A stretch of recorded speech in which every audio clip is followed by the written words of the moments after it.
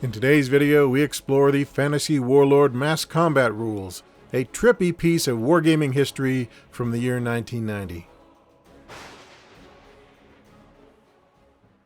Welcome folks, it's time for another miniature wargaming deep cut. Today we're visiting the fantastical world of Vortimax, setting for the Fantasy Warlord Mass Combat Rules, published in 1990 by Folio Works Limited, and created by Games Workshop alumni Gary Chalk and Ian Bailey.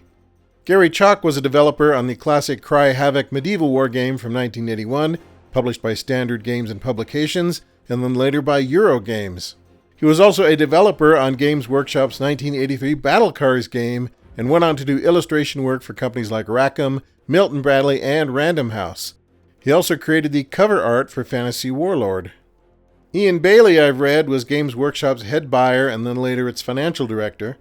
Afterwards, he went on to become a rather successful author, educator, and entrepreneur. One of his many accomplishments was he was a designer on James Clavell's Shogun board game, the family game of diplomacy, duplicity, and military conquest in feudal Japan, which was published by FASA in 1983.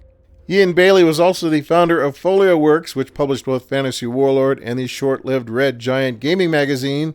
Let's talk about Red Giant just a bit before we look at Fantasy Warlord.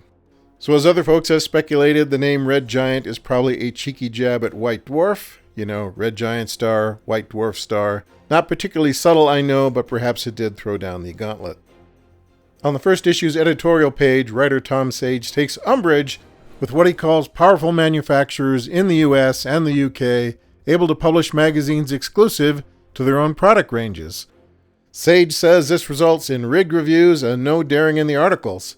He adds that Red Giant should be different, which it arguably was, though unfortunately that didn't lead to commercial success.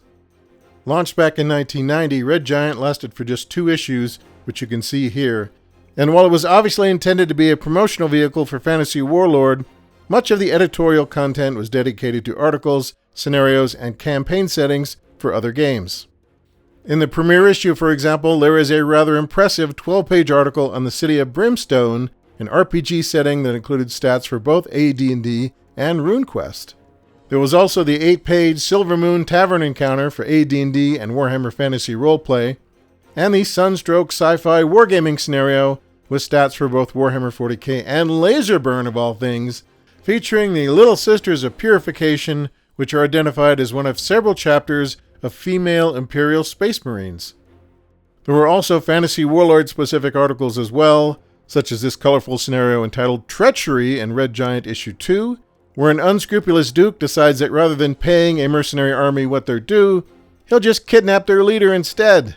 Despite the editorial variety, however, both issues of Red Giant devote much of their prime advertising space to promoting Fantasy Warlord, as well as the game's associated lines of miniatures and terrain. Here's the full-page ad on the inside front cover of Red Giant Issue 1. At last, it says, a set of fantasy combat rules that let you recreate the clash of fantastic armies in a fast-moving game that's fun to play. And while not mentioning Warhammer Fantasy directly, the ad pitches Fantasy Warlord as a rule set that solves various problems that they kind of suggest might be inherent in the status quo. No need to roll thousands of 6-sided dice, the text says. A magic system that works without destroying the game, it adds. The text also says that the game provides quick reference sheets for each race, so there's no need to keep thumbing through the rulebook. On page 3 of Red Giant number 1, we see an ad for Fantasy Warlord 25mm scenery, described as having some of the best detail ever produced.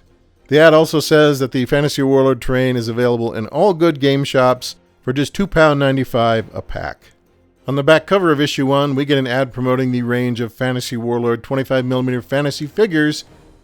The ad says there are 64 figures and 5 weapon packs in the first release, with lots more on the way, though I don't believe any other figures were ever released. Giving credit where it's due, I have to say that these are some fairly impressive-looking old-school minis. I quite like them, actually.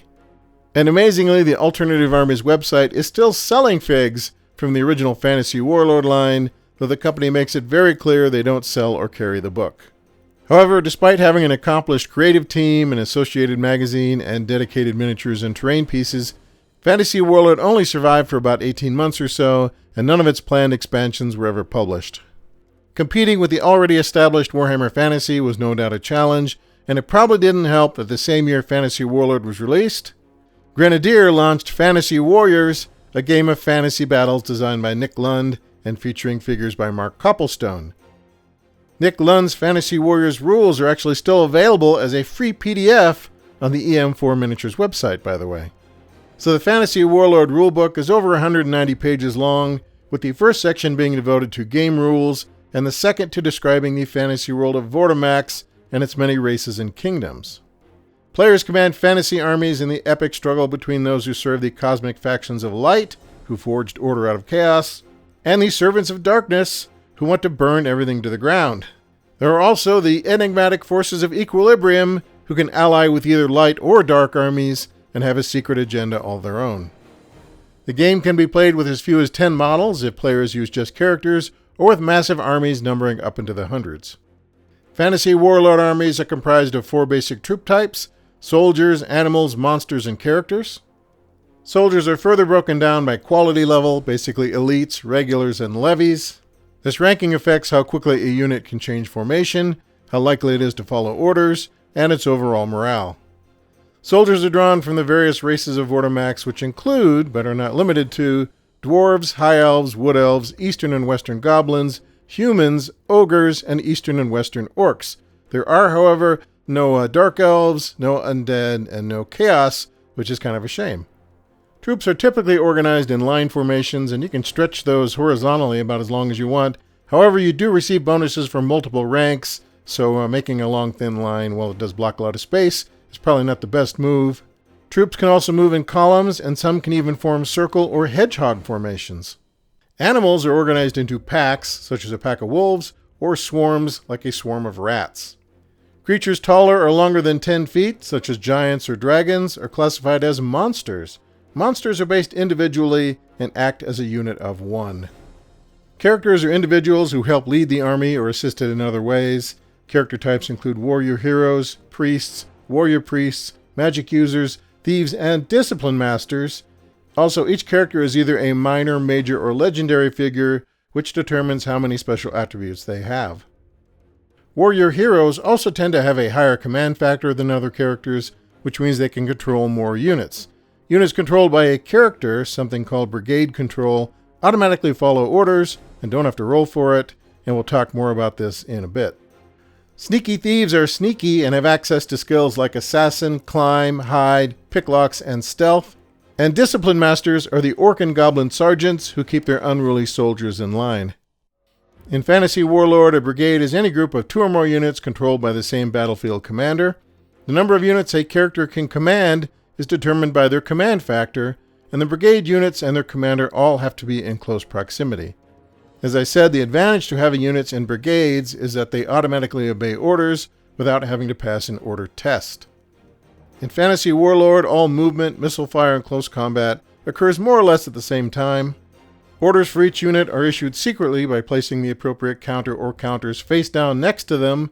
The rulebook provides a full sheet of these order counters in the back. At the appropriate time, all issued orders are revealed simultaneously. The process of fulfilling those orders is quite involved, but for instance, charging units would select a target, which then might have the opportunity to countercharge or evade. Each race gets its own Fantasy Warlord profile sheet, which lists how fast it can move in various types of armor and across various types of terrain. The sheet also includes basic combat percentages broken down by weapon type, plus combat modifiers, order and reaction test modifiers, morale modifiers, stuff like that. It's quite a lot, but at least it's organized on a single 2-sided sheet. Combat involves adding up a long list of modifiers for every attack, but the actual dice rolling is kept to a minimum. Say this unit of archers here is shooting longbows at this unit of foot soldiers, and let's say that the average armor for the soldiers is the equivalent of chainmail. Shooting at that armor with that type of bow, the archers have a basic firing percentage of 16, plus 2 for every rank the target has, and minus 2 because the targets have shields, making a total firing percentage of 18. There are also modifiers for target movement and cover, but we'll say those don't apply here. So that's a firing percentage of 18 times 10 archers, because both ranks can fire.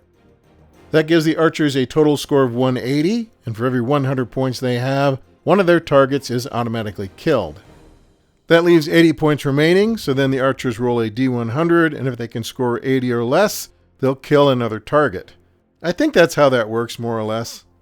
Anyway, there's quite a bit to this game, and the publisher made a truly heroic effort to launch it, but as I said, it never really caught on with the wargaming community. What I really like about this book, however, are the copious old-school fantasy illustrations, which remind me of my long-lost first edition monster manual and other relics from that time period. So while I'm probably not ever going to play Fantasy Warlord, it's a little bit beyond me, I think, it is kind of a fun wargaming artifact to have in the collection. Alright, that's a wrap on today's Deep Cut. I hope you enjoyed these trippy wargaming publications from the year 1990. We'll be back again shortly, but until then, keep on keeping on, and we'll see you next time.